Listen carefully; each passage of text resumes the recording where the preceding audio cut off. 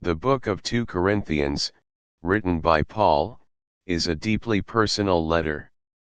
It reflects Paul's defense of his apostleship, the challenges he faced, and his deep love for the Corinthian church. This book teaches about God's grace, human weakness, reconciliation, and the importance of giving.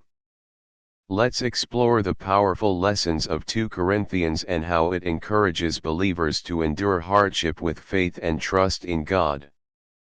In the opening chapters, Paul defends his ministry against false accusations and critics. He explains his suffering for the gospel and his sincere devotion to the Corinthian church. This teaches us that true leadership involves humility and service.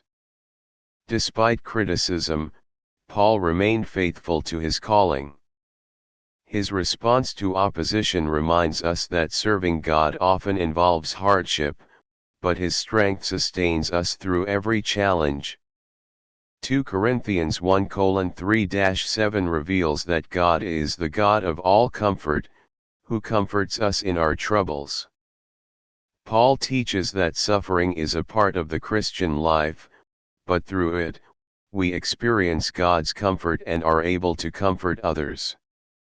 This teaches us that trials have a purpose. They help us depend on God and equip us to support others in their times of need. Comfort is both received and shared.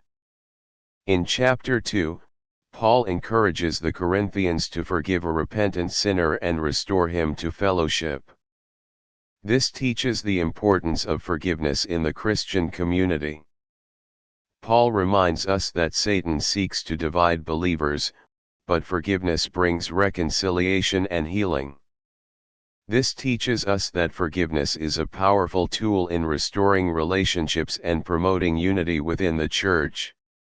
In chapters 3 and 4, Paul contrasts the Old Covenant with the New Covenant. He teaches that the New Covenant brings life, while the Old one brought death. The ministry of the Spirit brings freedom, and as believers, we reflect God's glory. This teaches us that the gospel transforms us into Christ's likeness. Through the Spirit, we are empowered to live a new life under God's grace and to shine His light to others. In chapter 4, Paul describes believers as jars of clay holding the treasure of the gospel. He explains that human weakness reveals God's power. This teaches us that our weaknesses are not hindrances but opportunities for God to demonstrate His strength. As Paul says, we are hard-pressed on every side, but not crushed. This teaches us to rely on God, who works through our fragility to accomplish His purposes. Weakness reveals God's glory. In chapter 5, Paul encourages believers to walk by faith, not by sight. He reminds them that our earthly bodies are temporary, but we have an eternal home in heaven. This teaches us that our hope is not in earthly things but in God's promises. Paul challenges us to live with an eternal perspective, trusting God's plan, even when we don't fully understand our circumstances. Faith anchors us during times of uncertainty. Chapter 5 also emphasizes the ministry of reconciliation. Paul explains that God reconciled us to Himself through Christ and has given us the task of sharing this message. This teaches us that as believers, we are ambassadors for Christ, called to reconcile others to God. Reconciliation is at the heart of the gospel, and it is our responsibility to share God's offer of peace and restoration with the world. Reconciliation with God leads to peace and unity among believers. In chapters 8 and 9, Paul discusses the importance of generosity. He encourages the Corinthians to give freely, not out of compulsion, and highlights the example of the Macedonian churches, who gave despite their poverty. This teaches us that giving is an act of grace, not an obligation. God loves a cheerful giver and blesses those who give generously. Paul reminds us that our giving reflects God's own generosity toward us and should flow from a grateful heart. In chapter 12, Paul speaks about his thorn in the flesh, a source of constant suffering.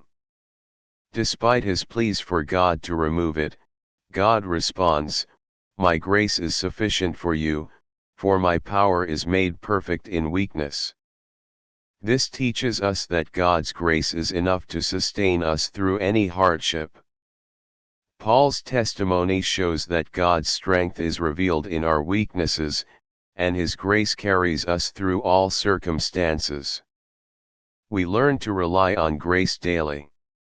In his final chapters, Paul warns against false apostles and urges the Corinthians to examine themselves to ensure their faith is genuine.